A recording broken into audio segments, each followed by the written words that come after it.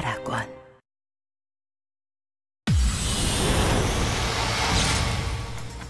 유재수 전 부시장의 감찰 무마 의혹을 수사하는 검찰이 당시 민정수석이었던 조국 전 장관에 대해 직권남용 혐의로 구속영장을 청구했습니다. 청와대는 판단의 권한은 민정수석실에 있는 거라며 청와대는 일일이 검찰의 허락을 받고 일하는 기관이 아니라고 반발했습니다.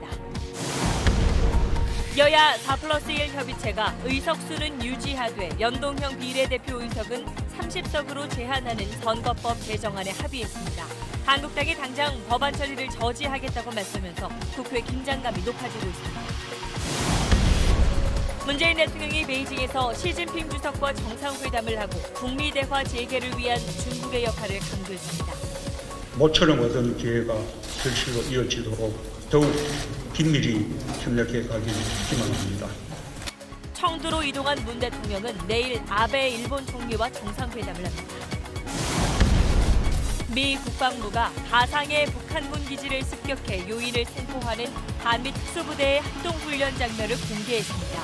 크리스마스 도발을 시사한 북한을 향해 경고를 보낸 것으로 해석됐습니다. 조현아 전 대한항공 부사장이 동생인 조원태의 한진그룹 회장을 향해 선출인 고 조영호 회장의 유흥과 다르게 그룹을 운영하고 있다며 제동을 걸고 나섰습니다.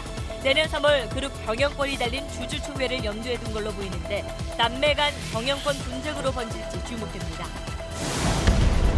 오늘 오전 전남 순천에서 45인승 시외버스가 중앙분리대를 넘어 다른 차들과 충돌했습니다. 한 명이 숨지고 9명이 다쳤는데 블랙아이스 때문에 사고가 난 것으로 보입니다.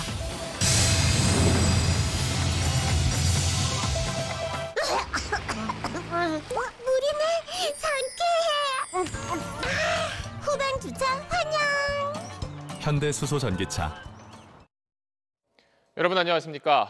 청와대 감찰 무마 의혹과 관련해서 검찰이 조국 전 법무장관에 대해서 사전 구속영장을 청구했습니다. 2년 전 청와대가 유재수 전 부산시 경제부시장을 감찰하다가 중단한 적이 있었는데 그때 민정수석이 바로 조국 전 장관이었습니다. 조 전 장관의 구속 여부를 결정할 법원의 영장 심사는 사흘 뒤 목요일에 열립니다. 먼저 이현영 기자가 검찰이 적용한 혐의부터 설명해드리겠습니다. 검찰이 조국 전 장관에게 사전 구속영장을 청구하면서 적용한 건 직권남용 혐의입니다. 재작년 청와대 민정수석실이 유재수 전 부시장을 특별 감찰하는 과정에서 당시 민정수석이던 조 전 장관이 상당 부분 비리를 확인하고도 감찰을 돌연 중단한 건 법적인 문제가 있다는 겁니다. 검찰은 또 유 전 부시장이 당시 소속기관이었던 금융위원회에 감찰 없이 사표를 낸 과정에도 조 전 장관이 부당한 영향력을 행사한 걸로 보고 있습니다. 앞서 조 전 장관은 지난해 말 국회에서 유 전 부시장 감찰 내용을 금융위에 통보했다고 주장했습니다. 저희 민정수석실 안에서 금융 관련 업무를 맡고 있는 쪽이 민정비서관실입니다. 그래서 민정비서관실의 책임자인 백원우 비서관에게 금융위에게 통지하라고 제가 지시했습니다.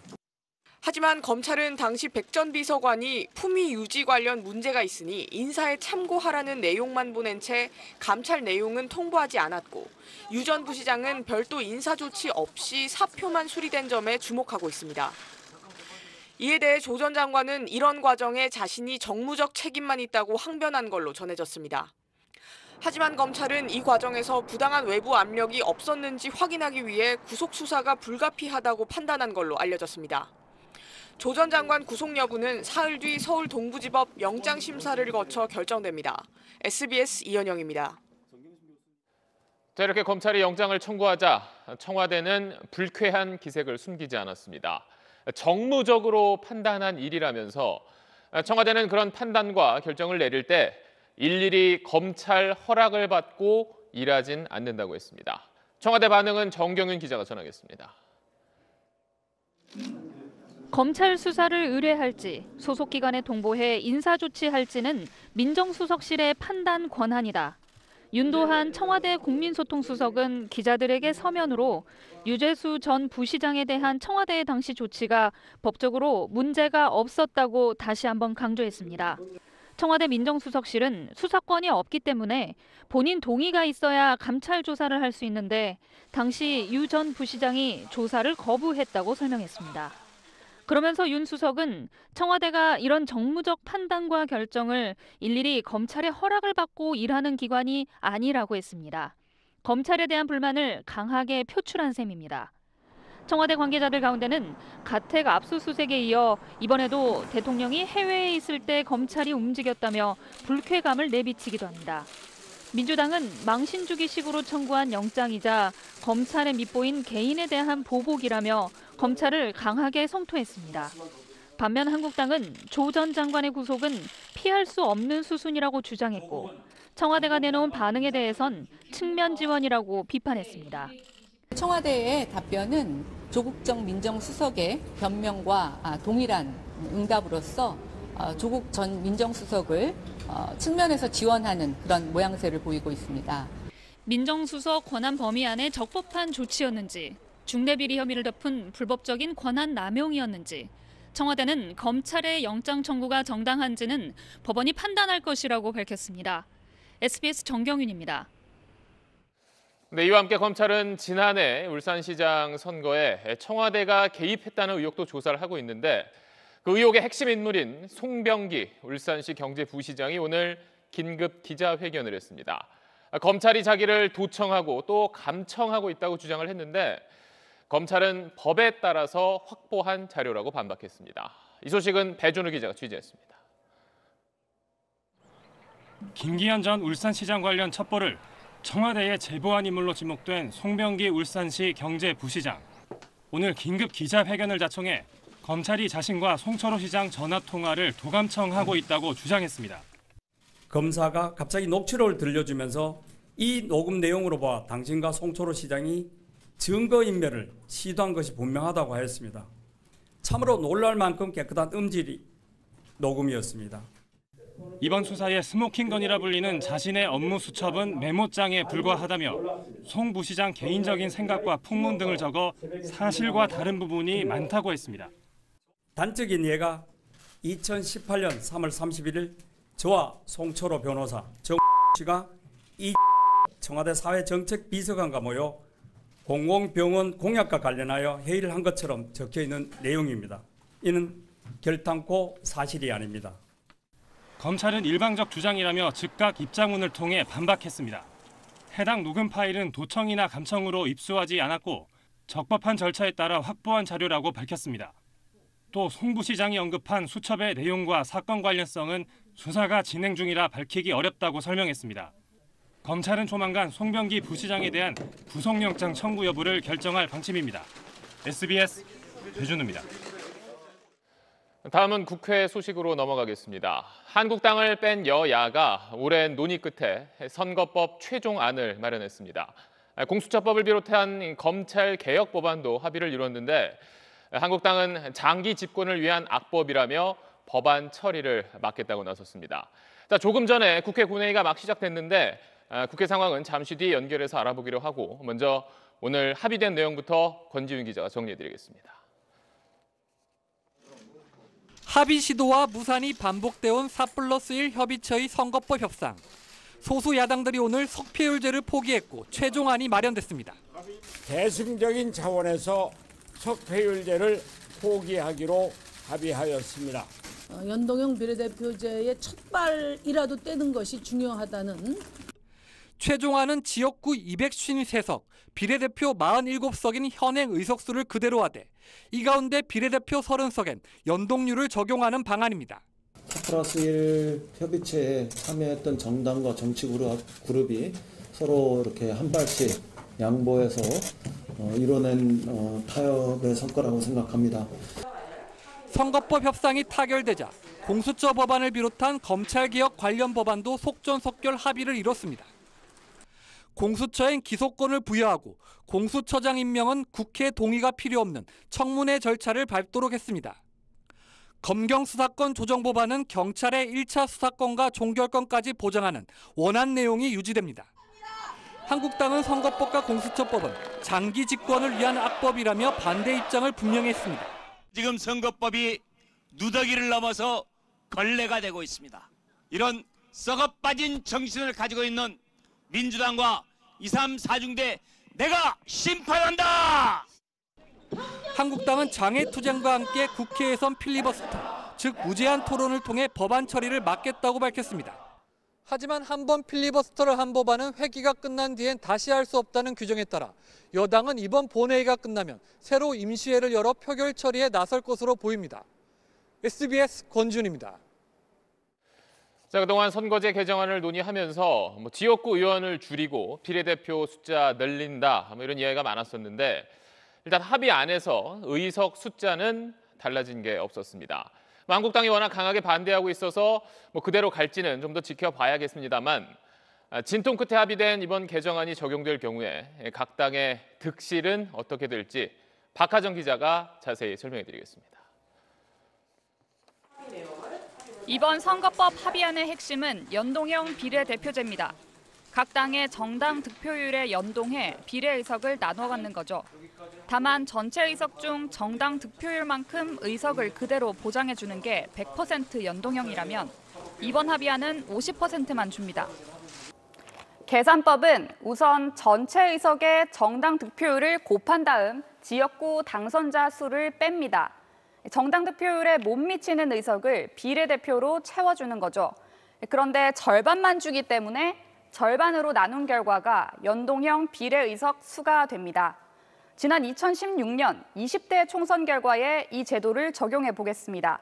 비례대표 의석을 받을 수 있는 3% 이상 정당 득표 정당들로 계산하면 당시 민주당의 정당 득표율은 27%. 하지만 지역구 당선자가 110석이나 돼서 연동형 비례의석은 0석입니다.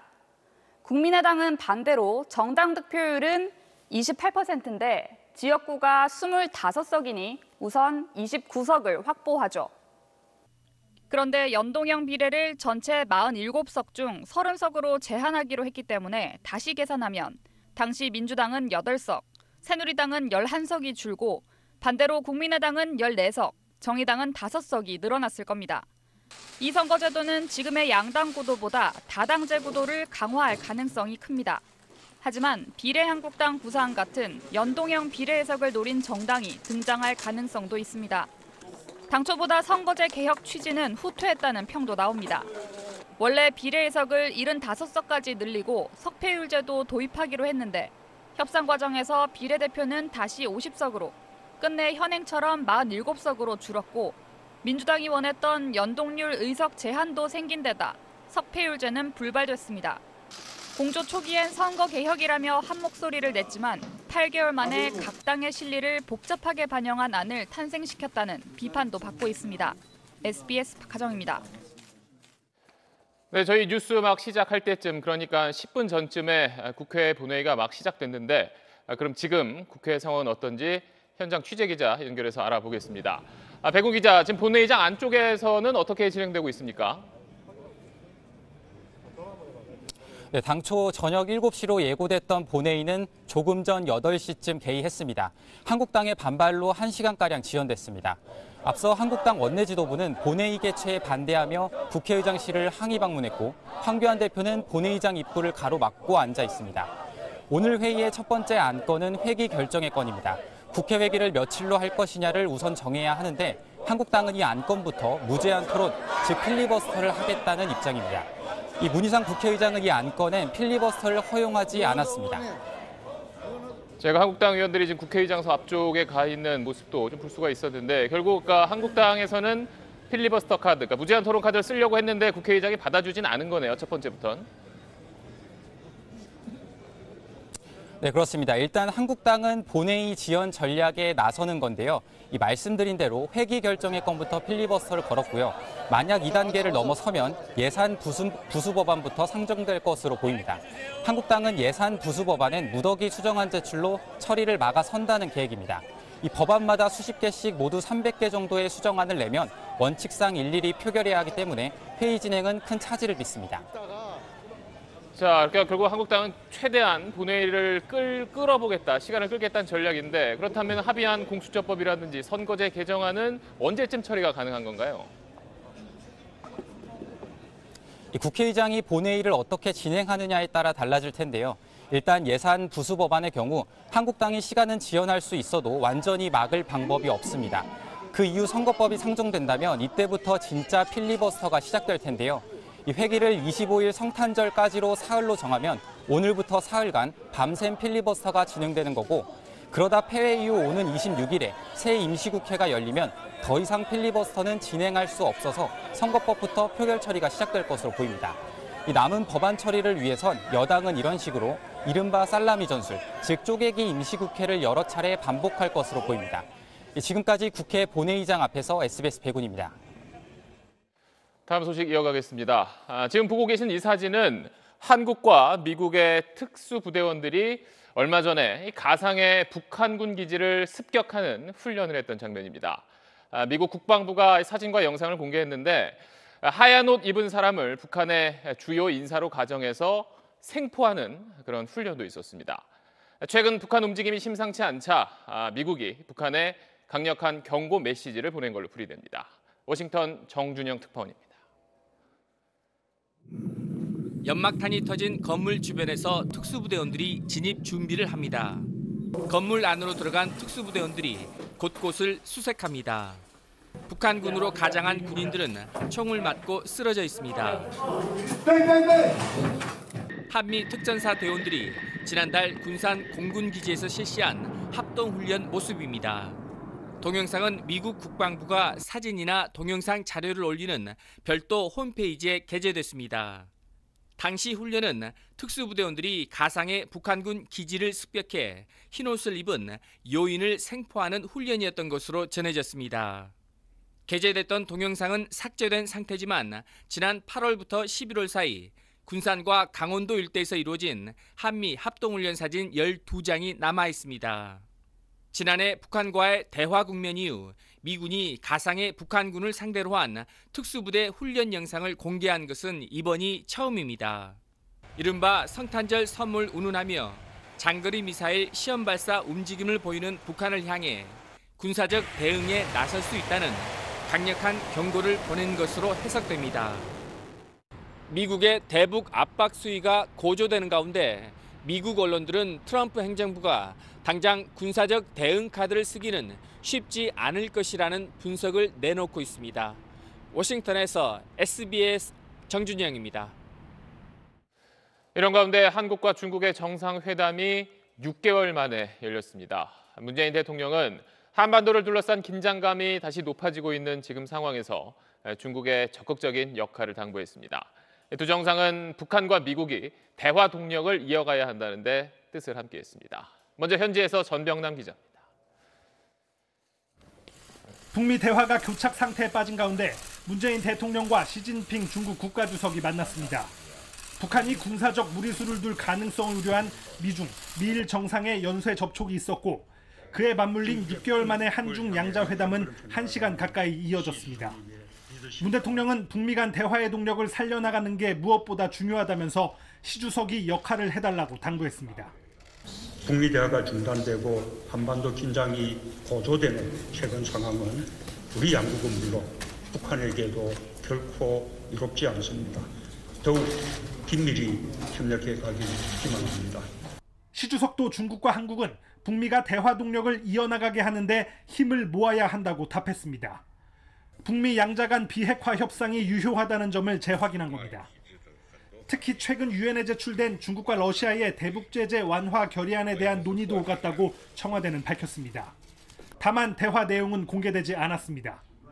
청와대 핵심 관계자는 한반도 안보 상황이 굉장히 엄중한 상태에서 다양한 국제적 노력이 필요하다는 게 청와대의 입장이라고 설명했습니다. 사드 한반도 배치와 관련해 시 주석은 타당한 해결책을 기대한다고 언급했고 문 대통령은 우리 정부의 입장은 변함이 없다는 취지로 말했다고 청와대는 전했습니다. 중국 청도에서 SBS 전병남입니다. 네, 그럼 중국 현지에서 취재를 하고 있는 기자를 연결해서 좀 더 자세한 이야기 나눠보겠습니다. 자, 김정윤 기자, 문재인 대통령은 정상회담 마치고 그럼 어디로 이동을 했습니까? 문재인 대통령은 오늘 낮 베이징에서 시진핑 주석과 정상회담을 마치고 한중일 정상회의가 열리는 수찬성 청두에 오후 늦게 도착했습니다. 지금은 중국 정부 2인자죠. 리커창 총리와 정상회담 막 마치고 만찬을 함께하고 있습니다. 자, 오늘 정상회담에서 이제 북한 핵 문제 둘러싼 이야기가 많이 오갔는데 그거 말고도 뭐 사드 문제라든지 또 한국 한류 또 한국 관광 규제하는 이른바 한한령에 대한 이야기도 좀 많이 오갔나요? 네, 청와대는 한중 사이에 풀어야 할 문제인 사드와 한한령에 대해선 원론적 수준의 언급만 있었다고 했습니다. 오늘 정상회담으로 곧바로 한한령이 풀리는 게 아니고 내년에 시 주석의 방한 같은 계기까지 더 논의할 필요가 있다는 설명으로 보입니다. 그런데 오늘 시 주석이 공개 발언에서 의미심장한 얘기를 했는데 한번 들어보시죠. 面对当今世界百年未有之大变局，我们应该深化和发展。 100년의 큰 변곡, 아마도 미국과 중국 사이의 패권 전쟁을 뜻하는 것 같은데 이런 표현을 굳이 쓴 건 사드와 한한령 같은 문제가 단순히 한중 사이의 문제를 넘어서 미국과 중국 사이에서 한국이 어떤 전략적 선택을 취할 것이냐고 묻는 거다. 이런 해석도 나오고 있습니다. 이를테면 사드나 한한령의 이면엔 큰 변곡이 놓였다는 얘기로 풀이됩니다. 자, 그렇군요. 내일은 아베 일본 총리와 정상회담이 있습니다. 우리와 일본 사이에 얽혀있는 실타래가 좀 풀릴 수 있을까요? 우리는 지소미아 조건부 연장을 고리로 해서 수출 규제를 지난 7월 이전에 원상태로 돌려라라고 요구를 할 거고 일본은 우리 대법원의 강제징용 판결 문제를 또다시 꺼내들 걸로 보입니다. 아베 총리가 오늘 출국에 앞서서 한 말 들어보시죠. 国と国との約束は守ってもらわなければなりません。ムン・ジェイン大統領に対して日本の考え方をしっかりと伝えたいと考えています。 자국 여론을 의식한 발언일 수도 있지만 15개월 만에 만나는 양국 정상 논의가 수월하진 않을 것임을 예고하는 말이기도 합니다.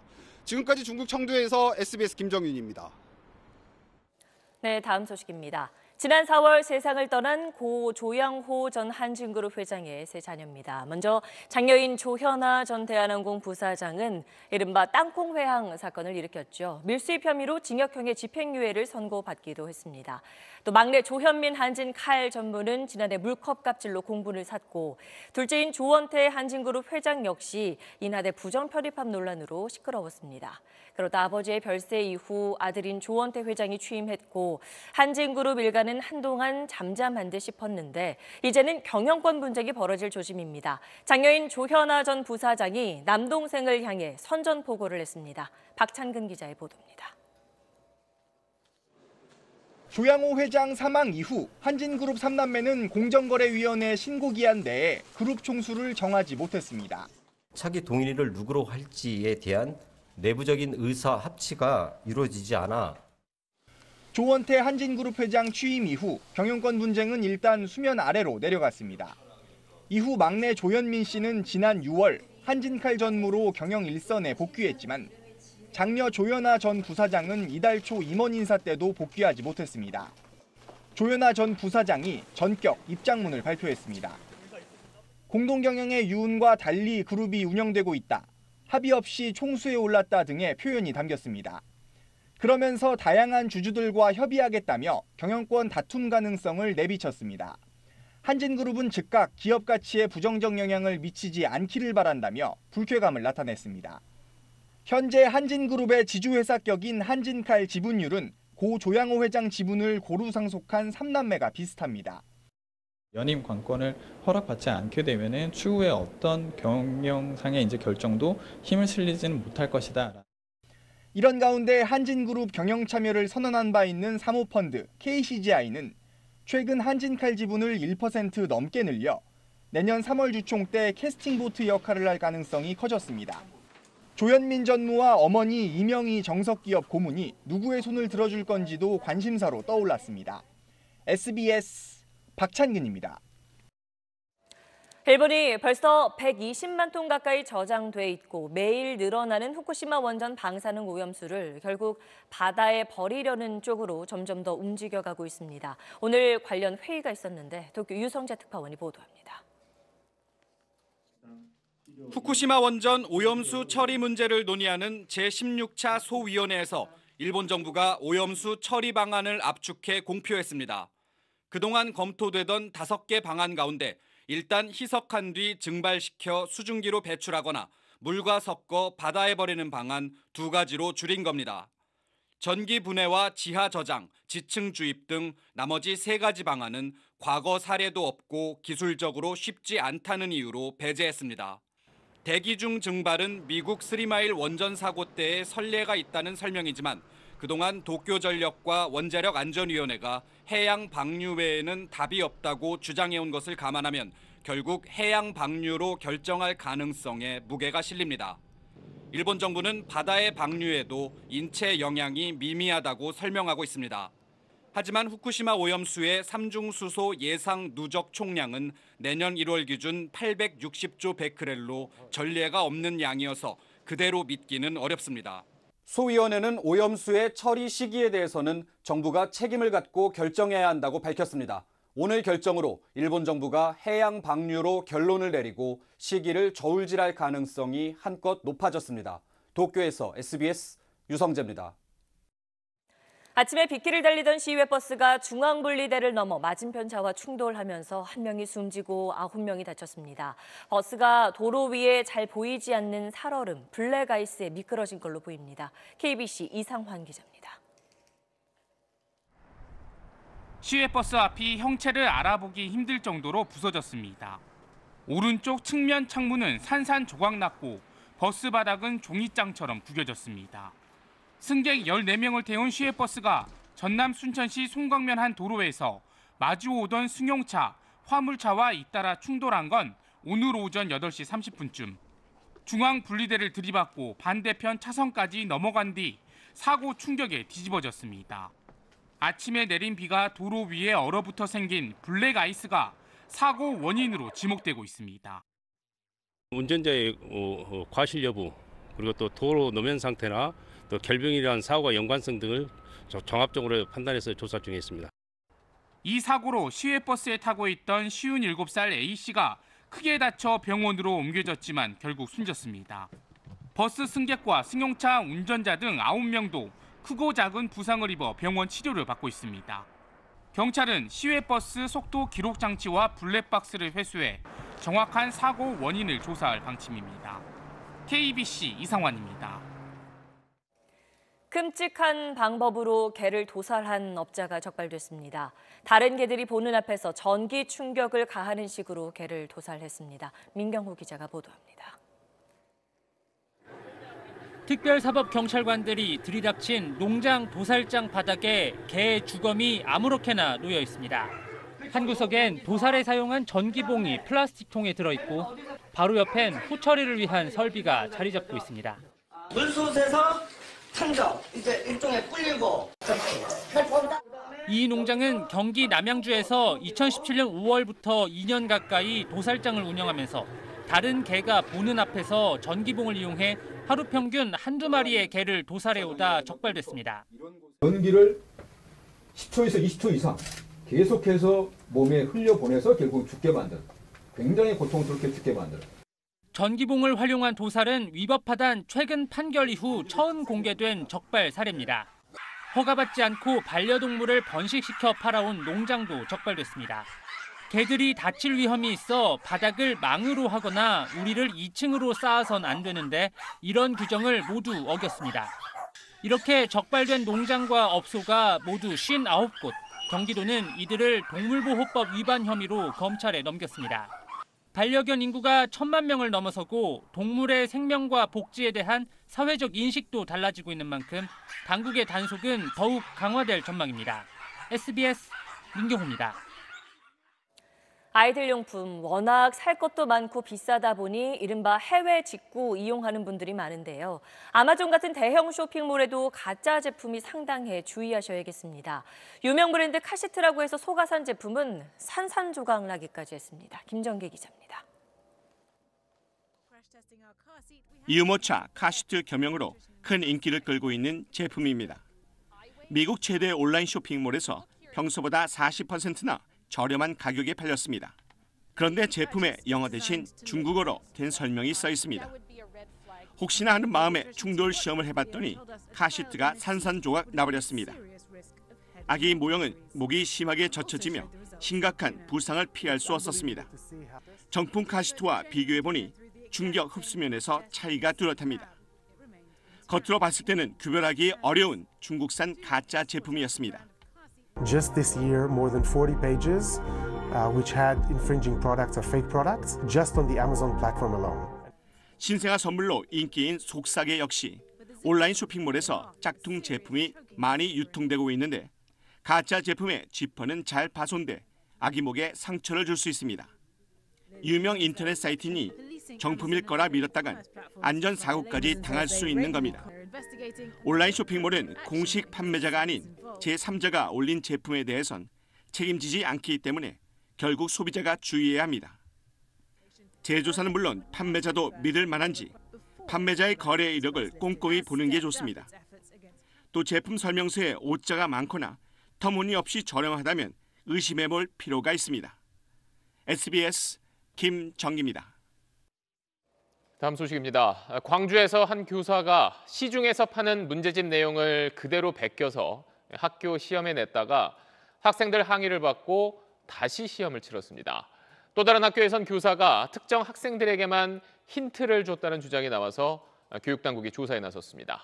KBC 신익환 기자입니다. 광주의 한 고등학교. 이 학교 생명과학교사 A씨는 올해 2학년 1학기 기말고사와 2학기 중간고사 일부 문제를 시중 문제집에서 그대로 베껴 출제했습니다. 1학기 중간고사 일부 문제 역시 문제집에 숫자만 응용해 출제하는 등 사실상 그대로 냈습니다. 일부 학생들이 문제 제기를 하자 해당 학교는 지난주 해당 과목에 대해 재시험을 치렀습니다. 참고서에서 그대로 냈는가 봐요. 올해 그것이 2학기 때 발견이 된 거예요. 그래서 이제 재시험을 봐가지고 저번 주 월요일, 화요일 날 봤어요. 그 선생은 이미 그 문제가 되니까 나가버린 걸로 알고 있어요. 전남의 한 고교에선 한국사 교사 B씨가 특정 학생들에게만 힌트를 줘 논란이 일고 있습니다. 올해 1학년 2학기 기말고사 실시 전 일부 반 학생들에게만 서술형과 객관식 문제 힌트를 제공한 것으로 알려졌습니다. 고의적으로 이것을 조작하거나 또는 참고서를 그대로 베껴쓰기 하는 등에 있어서는 이것은 실제 오류의 문제가 아니라 시험의 공정성을 해치는 행위다라는 생각이 들고요. 교육당국은 문제가 된 해당 학교에 대한 실태 조사에 나선 가운데 반복되는 학사 운영 과정의 부실 개선을 촉구하는 목소리가 커지고 있습니다. KBC 신익환입니다.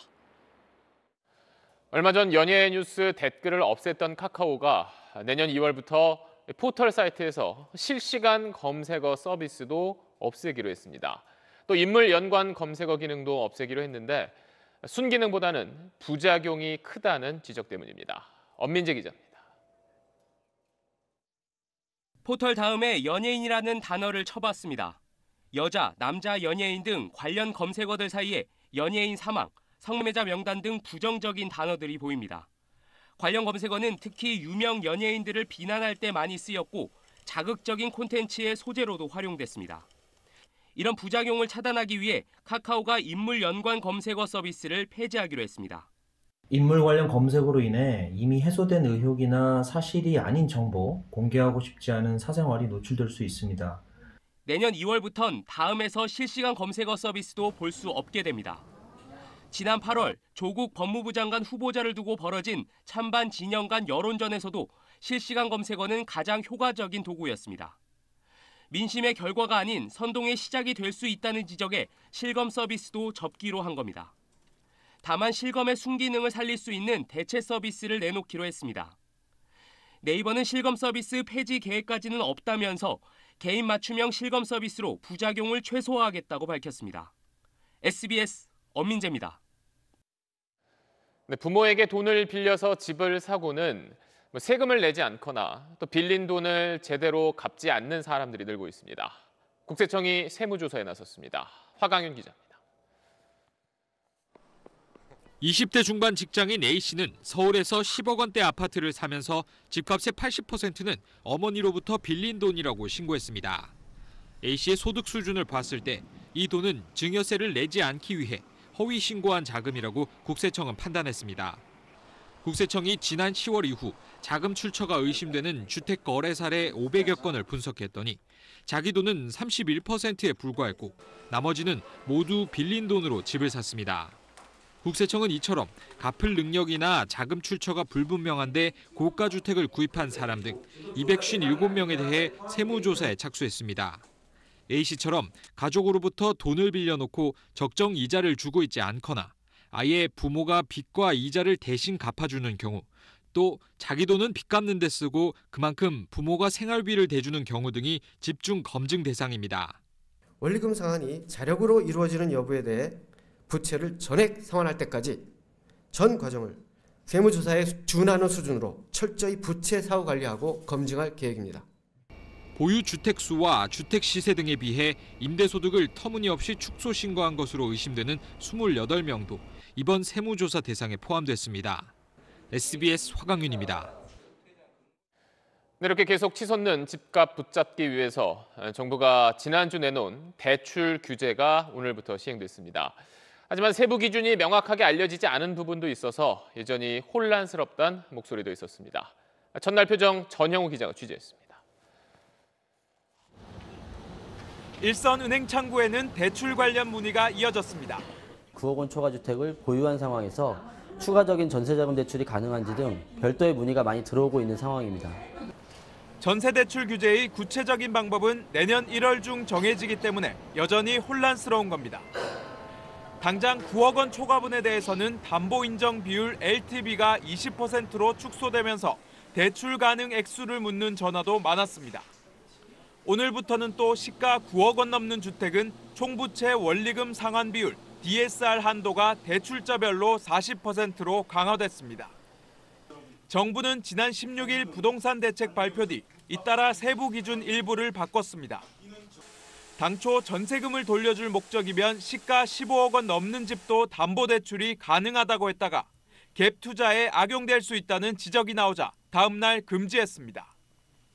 또 대책 발표 전 관리 처분 인가를 받은 재건축, 재개발 사업장까지 시가 15억 원 초과 아파트 담보대출 금지 대상에서 빼줬습니다.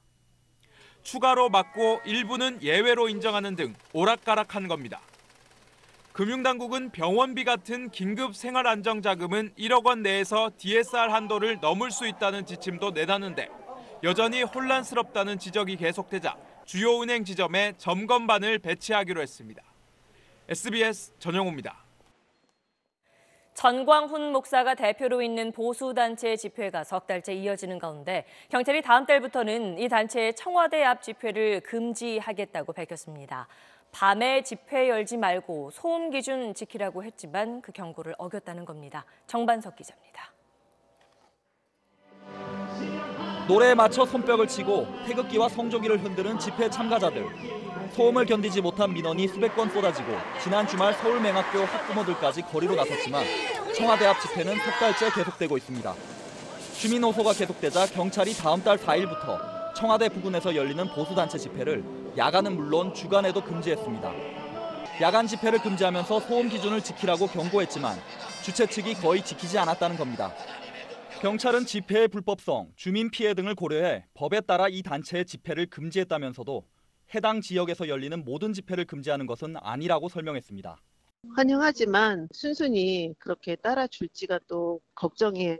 시각장애인 부모들도 그렇고 우리 주민들의 입장을 조금이라도 이해를 한다면 빨리 좀 이렇게 응해주고. 그러나 집회 참가자들이 따를지는 미지수입니다. 교회 종교 행사를 종교인들이 모여서 하고 치안을 시비로 누가 정하고 누가. 나가세요. 지대 거부합니다. 경찰은 주최 측이 금지된 집회를 강행할 경우 강제 해산도 적극 검토한다는 계획입니다. SBS 정만석입니다. 대학을 나왔지만 눈높이를 낮춰서 대학 졸업장이 굳이 필요하지 않은 곳에 취업하는 청년이 늘어 올해 30%를 넘어섰습니다. 유덕기 기자가 보도합니다. 처음부터 대기업에 들어가야지 그 일자리 처우가 더 낫다 이런 얘기를 되게 많이 들어서 졸업하기 전에 취업하는 분도 계시는데 그거는 진짜 좀 하늘의 별따기고. 충분하진 않아요. 의외로 보면 자기 원하는 데 들어가는 건 좀 쉽지 않은 것 같아요. 아무래도 좀 그 대기업 쪽이라든지 그러니까 거의 월급에 따라 좀. 청년들이 눈높이에 맞는 일자리를 찾기 위해 졸업을 늦추고 직업 선택에 최대한 신중한 태도, 다 이유가 있었습니다. 눈높이 낮춰서 취업하는 대졸자들의 비율, 지난 2000년 22% 수준이던 게 올해 처음으로 30%를 넘어섰습니다. 대졸 학력에 걸맞는 일자리 별로 안 늘었는데 대졸자 수는 빠르게 늘었기 때문입니다. 문제는 눈높이 낮춘 대졸자들이 더 나은 일자리로 옮겨갈 확률입니다. 1년 뒤 4.6%, 3년 지나도 11%에 불과합니다. 미국 대학 졸업자도 40% 정도는 눈높이 낮춰 취업하지만 1년 지나면 셋 중 하나는 학력에 걸맞는 일자리 찾아가는 것과 크게 차이 납니다. 특히 우리나라는 일자리 눈높이 낮춘 사람들 임금이 학력에 걸맞는 직업 가진 사람들보다 38% 낮았습니다. 한번 일자리 가지면 좋은 일자리로 옮겨가기 어렵고 크게 벌어진 임금 격차는 좀처럼 해소되지 않으니까 안정적이고 좋은 일자리 얻기까지 가급적 취업 늦추는 선택 당연한 겁니다. 고학력화, 우리만의 현상도 아니고 긍정적인 측면이 더 많습니다. 무엇보다 일자리 사다리가 원활하게 작동하는 게 중요한데요. 직무 역량에 따른 임금과 복지 체계, 재교육, 자격제도 정비가 필요하다는 게 전문가들의 의견입니다. SBS 유덕기입니다. 이춘재의 연쇄 살인 사건 가운데 8차 사건과 관련해 이춘재가 자신의 범행을 자백했고 당시 옥살이한 윤모 씨는 재심을 청구한 상태인데요. 최근에 검찰이 법원에 재판을 다시 해야 한다는 의견을 냈습니다. 김덕현 기자가 보도합니다.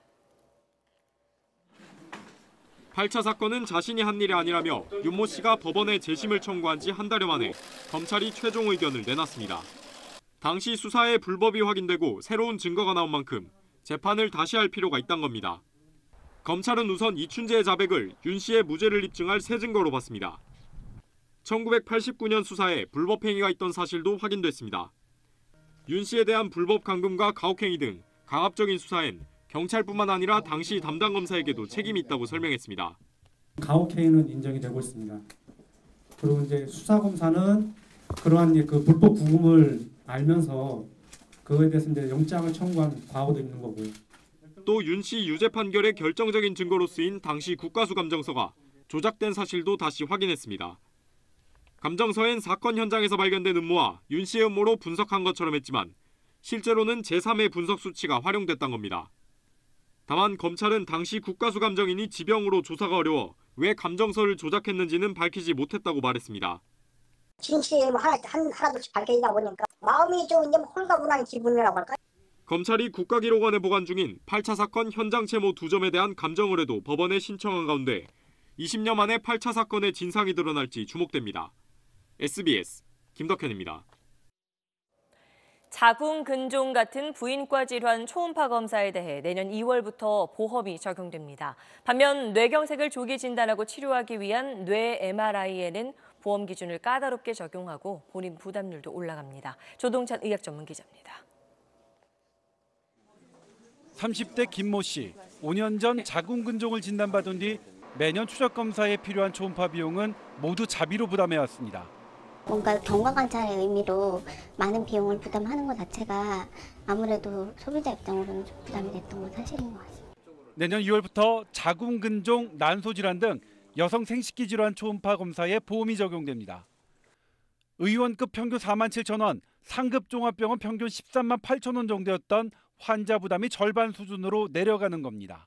여성분들은 연간 한 700만 명 정도가 전체적으로 한 3,300억 정도 비용을 부담하고 계셨는데 반 이하로 줄게 될 예정입니다. 뇌경색 환자의 조기 진단과 치료를 위해 시행한 뇌경색 관련 MRI는 까다로워졌습니다. 두통이나 어지럼증 증세가 있으면 보험 적용을 해왔는데 사지운동 기능 이상, 뇌압 상승 등 추가 소견이 있어야 보험을 적용받을 수 있고 그렇지 않으면 자기 부담금이 2배로 늘어납니다. 문제는 뇌압 상승 등 소견은 뇌경색이 이미 진행됐을 때 나타나는 증상이어서 까다로운 기준을 적용할 경우 조기 진단이 어려워진다는 겁니다. 비교적 초기에 우리가 알기 어려웠던 것들을 발견할 수 있는 기회가 생기게 된 것도 사실인데, 정부는 뇌 MRI가 보험 적용 이후 예상 밖으로 크게 늘어 기준을 강화할 수밖에 없다고 밝혔습니다. 하지만 의학적 필요성보다 재정 상황을 앞세워 건보 적용 기준을 바꿨다는 지적이 나옵니다. SBS 조동찬입니다. 어제 광주의 한 모텔 화재로 33명의 사상자가 발생한 것과 관련해 불을 지른 39살 김모 씨에 대해 경찰이 구속영장을 신청했습니다.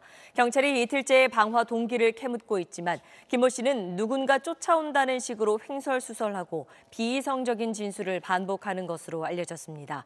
경찰은 김 씨에 대한 정신감정을 의뢰하고 범죄심리 분석관도 조사에 투입하기로 했습니다.